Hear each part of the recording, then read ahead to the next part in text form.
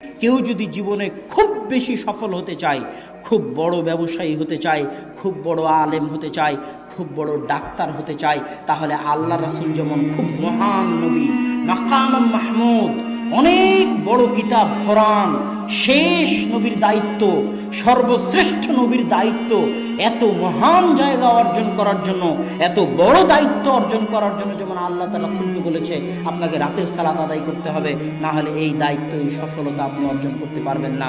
ঠিক প্রত্যেক মানুষের ক্ষেত্রেও মানুষ যদি নিজ নিজ জীবনে বড় সফলতা অর্জন করতে চায়, খুব বড় পর্যায়ে পৌঁছতে চায়, তাহলে রাতের সালাতের বিকল্প নাই। রাতের সালাত আপনাকে অনেক দূর এগিয়ে নিয়ে যাবে। এই দিনের মধ্যে কোনো কল্যাণ নাই, সকল কল্যাণ নিহিত আছে সকালে, সকল কল্যাণ, সকল বরকত নিহিত আছে সকালে। আল্লাহ রাসূল বলতেছেন, ইন্নাল্লাহা জাআলা লিহাদিহিল উম্মাতাল বারাকাতা ফি বুকুরিহা, আল্লাহ আমার উম্মতের জন্য বরকত রেখেছেন সকালে, আল্লাহ আমার উম্মতের জন্য বরকত রেখেছেন সকালে। ইবনুল কাইয়িম রাহিমাহুল্লাহ বলতেছেন, আমরা সালাফে সালিহিনকে দেখেছি লা ইয়ানামুনা বা'দা সালাতিল ফজরি, আমরা সালাফে সালিহিনকে দেখেছি তারা ফজরের সালাতের পরে কখনোই ঘুমাতেন না।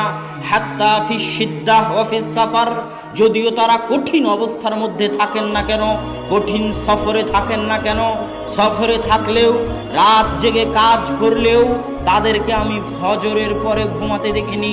ইয়ান্তাদিরুনা ইলা তুলুইশ শামস, সালাফে সালিহিনকে দেখেছি যদি তাদেরকে ঘুমাতেই হয় রাত্রি জাগরণের কারণে, রাতে কঠিন ও কঠোর পরিশ্রম করার কারণে, তাহলে তারা সূর্য ওঠা পর্যন্ত অপেক্ষা করতেন।